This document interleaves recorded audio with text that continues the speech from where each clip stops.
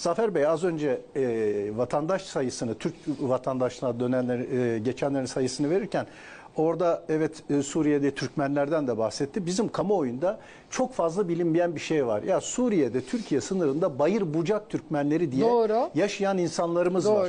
Bu insanlar nasıl Irak'ın kuzeyinde Irak Türkmenleri varsa, nasıl Azerbaycan'ın yaklaşık 25-30 milyon olacak Güney Azerbaycan'da Azerbaycan Türkleri varsa, nasıl Balkanlarda Türkler varsa, nasıl Yunanistan'da Türkler varsa, dolayısıyla bütün bunlarla ilgili olarak Atatürk zamanında yanılmıyorsam çıkartılan bir yasa var. Buralardan Türkiye'ye gelenler, Türk kökenli olanlar doğrudan Türk vatandaşlığı alacak diye. Zaten Suriye'den gelip hemen hızla Türk vatandaşlığı alanlar bu bayır bucak Türkmenleri. Yani Suriye asıllı, Arap asıllı Suriyeliler değil özel. Onların arasında da var ama çok küçük bir miktar. Bunun altını çizelim. İkincisi, ya Türkçe konuşmayan seçmen denildi. Doğrudur. Bunun miktarı nedir?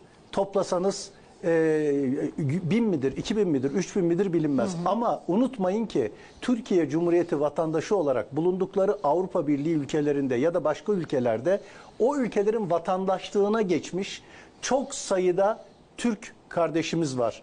Onlar da bulundukları ülkelerin dilini